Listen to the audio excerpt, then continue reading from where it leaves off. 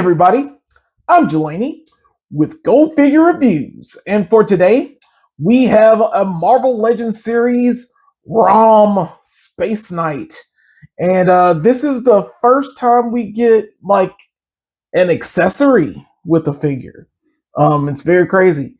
So we're going to talk about that too. It's that little comic there. We're going to talk about everything in the packaging. It looks good. It's based on ROM. The Spaceknight, I think it was a toy back in like the 70s, like 79 or so. But it looks good. I like the packaging. I like ROM himself. I guess we're going to look at that too. On the back, we've got the others from this wave. We may review these as time goes on. I know we'll be reviewing the Banshee as well as that Dakin Wolverine figure. It also has ROM's information there if you want to read it. Right there, you can pause it. And also the barcode there if you want to see that. It's pretty good. You know, nothing on the bottom, legalese stuff, nothing on the top. We're going to, of course, crack this bad boy open and see what's going on. All right, and here we have ROM out of the packaging. And like I said, he's a Spaceknight. I know nothing about him other than he fights dire wraiths, you know, like I said before. But looking at him, he's pretty cool. He's a boxed figure. I like his aesthetic. I don't know, something about him. The blockhead. I know he's like pretty cool. He's got his backpack there. The blasters. That looks good. He's got muscular arms. That's cool. And muscular thighs. Boy, he does not skip leg day. How does it go from this blocky body down to this muscular legs? That's strange, but it's cool at the same time. And then, of course, he's got nice legs. It goes down, and he's got great big old feet. Man, he's got, at least we know he could stand. He's got peg holes at the bottoms of the feet, of course. I like him. He looks pretty good. He's... I don't know. I don't know what to say. He's like alien and like so 1980s. I think that's the vibe it's giving. So his accessories are pretty simple. He's got blaster gun, which is like his regular ray gun, I suppose. And then he comes with another ray gun, which is bigger. So it's his big blaster. I like the detail of it. They both have this red piece here in the center where the blast effect goes, and I'll show you that too. So this blast effect, nice plastic, whatnot, very pointy, but you just stick it in here, and blam! He's got, like I said, a blaster that shoots ray beams at the dire wraiths, and then he's got some hands. He's got an open hand, or a gripping hand, I should say, and a fisted hand, you know, for punching. Not too bad. I like how it's like, it goes into like a uniform thing instead of his fingers. I like that. And of course, the main attraction is the mini comic book. So it comes with this ROM first issue comic, and that's pretty cool. Marvel Comics Group. Hopefully you can see it. On the back it has the Marvel Legends symbol with the Hasbro logo, but he can hold this comic, which is pretty cool. I like that. I think I'm gonna lose it the way as small as it is, but it is what it is. I like the fact that the new set of figures come with that comic book. So, you know, you get something a little extra, and it gives like another piece of fun factor, I guess, for the figure. But I like it so far. Like I said, going over the articulation, his head does not go all the way up, and it looks all the way up. So you can get him into like cool flying poses, actually. That's pretty cool. And he's got this cool chest swivel, which is awesome. I like that. He's got like a Doom face under there. It looks weird, but I love it. I'm here for it. Going out, he's got a bicep swivel, double jointed pinless elbows. He's got the wrist swivel. He's got a wrist hinge.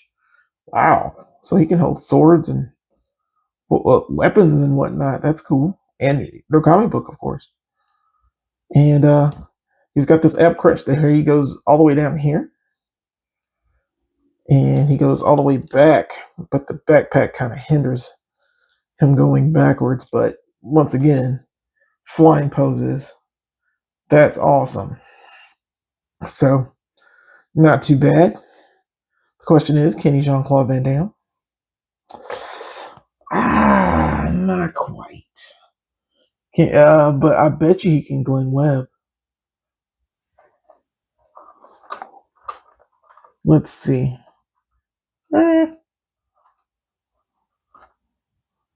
Yeah, he can Glenn Webb. So that's pretty cool. Double jointed knees. Looks pretty good. No thigh cut, but right there, there's the thigh cuts inside of the boot. I like that. And then you get the toe hinge, up, down, whatnot, and the rocker. That pivot is on point. It's pretty cool. So he's got great articulation. I'm not a fan of the thighs so far. Something about his thighs just bother me. Little things like that. He's like a little too muscular to be that blockish in the top. But I guess he's a cyborg, so he's part man, part robot anyway. But, you know, not too bad. And like I said, his feet will stand. It's just, I'm having trouble doing it. But all in all, I mean, I think he looks pretty good considering what he's a big old robot. Okay, and here we have some other silver robot, android, cyborg things. I guess they're just all robots. But yeah. Right here we have Ultron, and on the other side we have Jocasta. I'm not sure which waves they came from, but it looks like they're using the same type of silver paint. I really like it. It's clean and crisp on certain things. But I really love these guys together. I'm sure Ultron has sped it with ROM maybe once or twice. I have no clue. Don't at me. But since ROM is a part of the Marvel Universe, I'll just start showing off some Marvel stuff. All right, and here he is next to a 2-pack I had. Just wanted to show off. This is the Ironmonger. That was the villain in the first Iron Man movie, of course. And it comes with Obadiah Stane, played by Jeff Bridges. He looks pretty cool. So just showing a regular, like, MCU figure with ROM. I like the height on ROM. The fact that he's, like, towering over Obadiah is pretty cool. And, you know, of course, he's not going to tower over Ironmonger, but he looks good. Like, you could put him in easily in a display with something else as well. So that gives you that option. All right, and here we have ROM next to some Fantastic Four members.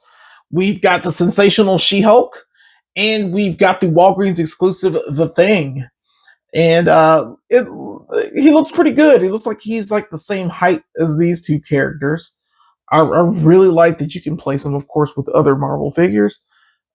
Just really nice to show off some Marvel stuff. Okay, and here we have some DC figures, just to show these off. This is my DC Universe from Mattel Brainiac. Like that cybernetic dude. And my least favorite Batman, Ben Affleck, in the lovely suit that he fought in Batman v Superman. This was, of course, a McFarlane toy.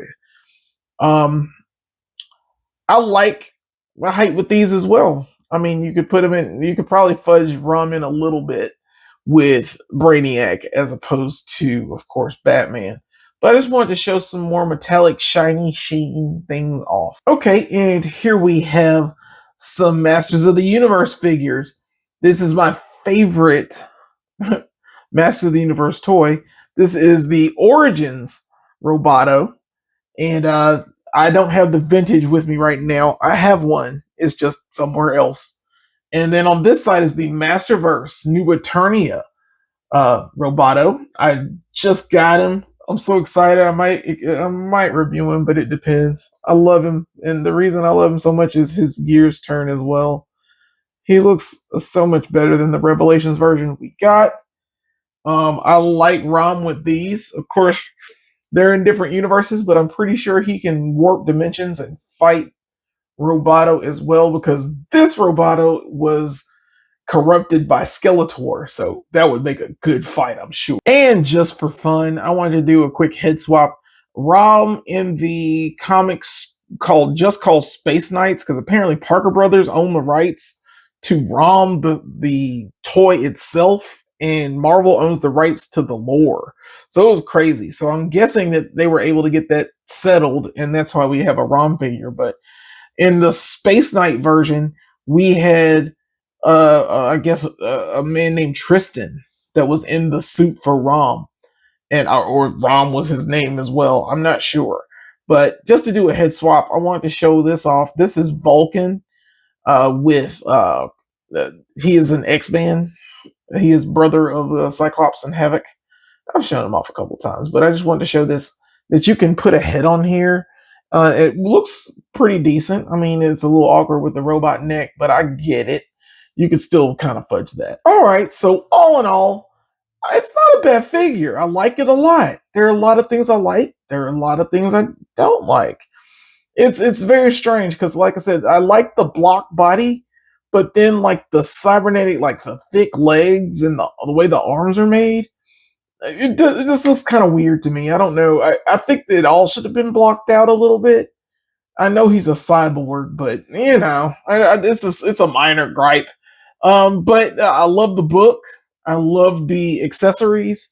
It's not bad considering what all you get. I thanks to Richard C for letting us borrow this to use for our review.